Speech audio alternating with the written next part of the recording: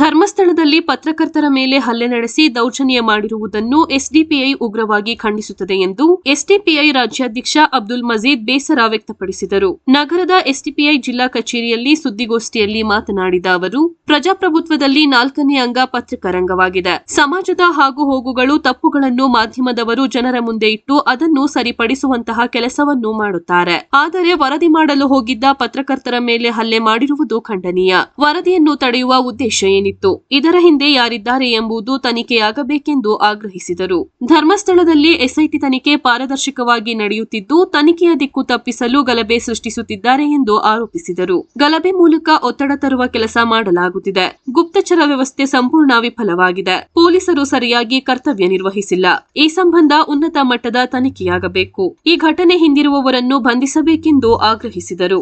ಸುದ್ದಿಗೋಷ್ಠಿಯಲ್ಲಿ ಎಸ್ಡಿಪಿಐ ಜಿಲ್ಲಾಧ್ಯಕ್ಷ ಖಲೀಲ್ ಉಲ್ಲಾ, ಉಪಾಧ್ಯಕ್ಷ ನಯಾಜುಲ್ಲಾ, ಪ್ರಧಾನ ಕಾರ್ಯದರ್ಶಿ ಎಂ ಮಹೇಶ್, ಕಾರ್ಯದರ್ಶಿ ಜಬೀನೂರ್ ಉಪಸ್ಥಿತರಿದ್ದರು. ಪ್ರಜಾಪ್ರಭುತ್ವದ 4ನೇ ಅಂಗ ಪತ್ರಿಕಾರಂಗ ಅಂತ ಹೇಳಿ ನಾವು ಹೇಳ್ಕೊಳ್ತೀವಿ. ಸಮಾಜದ ಆಗುಹೋಗುಗಳನ್ನ, ಸಮಾಜದ ತಪ್ಪುಗಳನ್ನ, ಸಮಾಜದಲ್ಲಿ ಆಗ್ತಾ ಇರುವಂತಹ ದೌರ್ಜನ್ಯಗಳನ್ನ, ಅನ್ಯಾಯಗಳನ್ನ ಪತ್ರಿಕಾ ಮಾಧ್ಯಮದವರು ಜನರ ಮುಂದೆ ತೆಗೆದುಕೊಂಡು ಅದನ್ನ ತಿದ್ದುವಂತಹ ಕೆಲಸವನ್ನು ಮಾಡ್ತಾರೆ. ಅದೇ ರೀತಿ ಸರ್ಕಾರಕ್ಕೆ,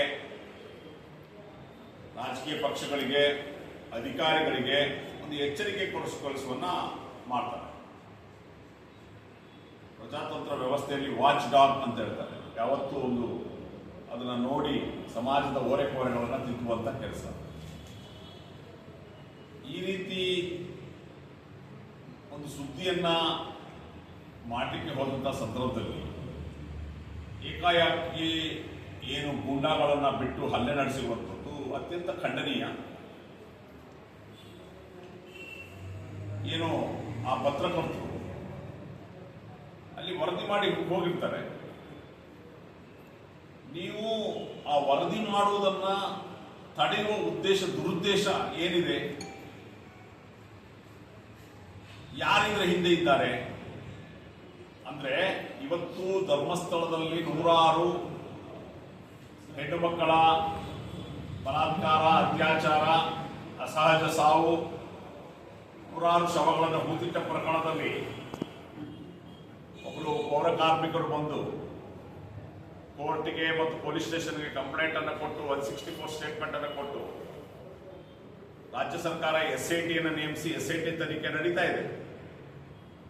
ಈ ತನಿಖೆಯ ನಡುವೆ ಈ ರೀತಿ ಆಗಿರುವಂಥದ್ದು ಈ ಒಂದು ಗಲಭೆ ಸೃಷ್ಟಿಸುವಂತ ಕೆಲಸ ಮಾಡ್ತಾ ಇದ್ದಾರೆ. ತನಿಖೆಯನ್ನ ದಿಕ್ಕು ತಪ್ಪಿಸುವ ಅಥವಾ ಒತ್ತಡಗಳನ್ನ ತರುವ ಒಂದು ಕೆಲಸ ಆಗಿರ್ತದೆ ಇಲ್ಲಿ ಮಾಡಿರುವಂಥದ್ದು. ಇದು ಸಂಪೂರ್ಣವಾಗಿ ತನಿಖೆಯ ದಿಕ್ಕು ತಪ್ಪಿಸುವಂತಹ, ಅದಕ್ಕೋಸ್ಕರ ಒಂದು ಗಲಭೆಯನ್ನು ಸೃಷ್ಟಿಸುವ ಒಂದು ಹುನ್ನಾರ ಆಗ್ತದೆ. ಈ ಬಗ್ಗೆ ಉನ್ನತ ಮಟ್ಟದ ತನಿಖೆ ಆಗಬೇಕು. ಇದರಲ್ಲಿ ಯಾರೆಲ್ಲ ಇನ್ವಾಲ್ವ್ ಆಗಿದ್ದಾರೆ, ಬರೀ ಅಲ್ಲಿ ಪ್ರತ್ಯಕ್ಷವಾಗಿ ಹಲ್ಲೆ ಮಾಡಿದವರು ಮಾತ್ರ ಅಲ್ಲ, ಇದರ ಹಿಂದೆ ಗೂಢಾಲೋಚನೆಗಳಿದೆ, ಇದರ ಹಿಂದೆ ಸಂಚು ಇದೆ. ಈ ಎಲ್ಲಾ ಸಂಚುಕೋರರನ್ನ, ಗೂಢಾಲೋಚನೆ ಮಾಡಿದವರನ್ನ ಬಂಧಿಸುವಂತಹ ಒಂದು ಕೆಲಸ ಆಗಬೇಕು. ಸತ್ಯವನ್ನ ಅರಗಿಸಿಕೊಳ್ಳಲಾಗಲ್ಲ. ಅಥವಾ ಏನ್ ಹೇಳ್ತಾರಲ್ಲ, ಕುಂಬಳಕಾಯಿ ಕಳ್ಳ ಯಾರು ಅಂತ ಹೇಳಿದ್ರೆ ಎಗಲ್ಬಿಟ್ಟು ನೋಡಿದ್ರು ಅಂತಹ ಒಂದು ಪರಿಸ್ಥಿತಿ ಇವತ್ತು ಧರ್ಮಸ್ಥಳದ ಘಟನೆಯಲ್ಲಿ ನಮ್ಗೆ ಕಾಣುವಂಥದ್ದು.